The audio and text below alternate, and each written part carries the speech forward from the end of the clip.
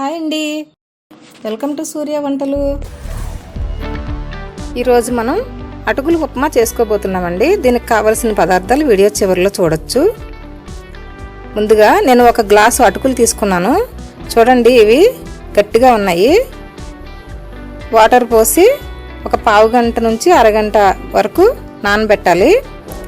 ఇప్పుడు నేను ఒక ఉల్లిపాయను కట్ చేసుకున్నాను, అలాగే ఒక టమాటా కట్ చేసుకున్నాను, 2 పచ్చిమిరపకాయలు, ఒక 100 గ్రాములు క్యారెట్, 100 గ్రాములు బీన్స్ కూడా కట్ చేసుకున్నానండి. ఇప్పుడు పొయ్యి వెలిగించుకొని ఒక గిన్నె పెట్టుకుందాం. దీంట్లో 1/2 గ్లాసు వాటర్ వేసుకుందాం. దీనిలో బీన్స్, క్యారెట్ కూడా వేసుకుందాం. ఈ 1/2 గ్లాసు నీళ్లు ఇంకిపోయే వరకు కూడా వీటిని బాయిల్ చేసుకోవాలండి. మీడియం ఫ్లేమ్లో బాయిల్ చేసుకోవాలి.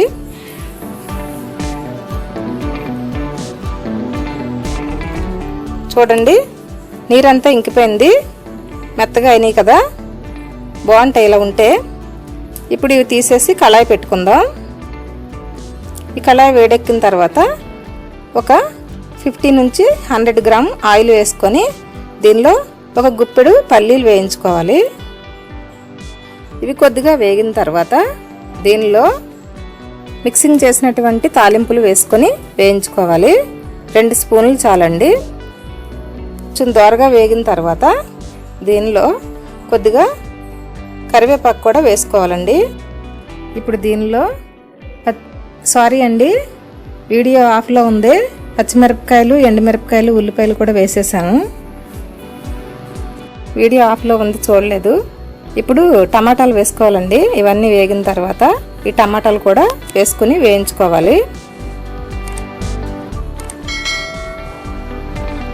ఇలా బాగా వేగిన తర్వాత దీనిలో 1 స్పూను అల్లం వెల్లుల్లి పేస్ట్ వేసుకోవాలి. దీని పచ్చివాసన పోయేంత వరకు వేయించుకోవాలండి. ఇలా వేయించుకుంటే టేస్ట్ బాగుంటుంది. ఇప్పుడు బాయిల్ చేసుకున్నటువంటి బీన్స్, క్యారెట్లు ఉన్నాయి కదా, అవి ఇందులో వేసేసుకొని వేయించుకోవాలి. బఠానీ బాయిల్ చేసి పెట్టుకున్నానండి నేను, మొలకలు వచ్చినటువంటి బఠానీ. ఇవి కూడా వేసుకొని కలుపుకోవాలి. దీనిలో ఒక 1/2 స్పూన్ పసుపు, అలాగే 1 స్పూను సాల్ట్ వేసుకొని కలుపుకోవాలండి.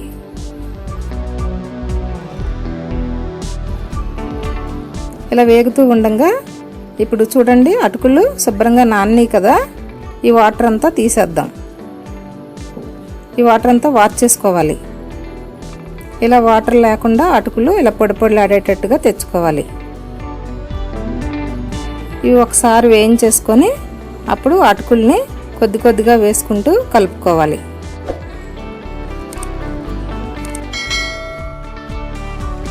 మొత్తం వేసేసుకొని బాగా కలుపుకోవాలి. దీనిలో సాల్ట్ 1 స్పూన్ మళ్ళీ వేసుకోవాలండి. అటుకులు చప్పగా ఉంటాయి కాబట్టి ఉప్పు సరిపడగా వేసుకొని ఇవి బాగా కలుపుకోవాలి. స్నాక్ లాగా, బ్రేక్ఫాస్ట్ లాగా కూడా బాగుంటాయండి ఇలా చేసుకుంటే. దీనిలో ఒక బద్ద నిమ్మకాయ రసాన్ని పిండుకోవాలి. ఈ పులుపు కూడా తగిలితే టేస్ట్ వస్తుంది. ఇప్పుడు బాగా కలుపుకోవాలండి. ఇప్పుడు పైన కొద్దిగా కొత్తిమీర జల్లుకుందాం. ఇప్పుడు సర్వ్ చేసుకుంటే టేస్టీగా ఉంటుందండి. వేడివేడిగా బాగుంటుంది. మీరు కూడా మీ ఇంట్లో చేయండి.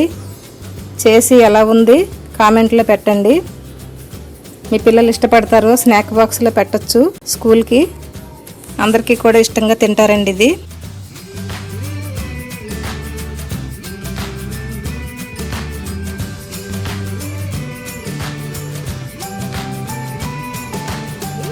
ఈ వీడియో మీకు నచ్చినట్లయితే లైక్ చేయండి. మీ ఫ్రెండ్స్కి, రిలేటివ్స్కి షేర్ చేయండి. ఇలా మరెన్నో వీడియోలు చూడటానికి మా ఛానల్ని సబ్స్క్రైబ్ చేయండి. Thank you.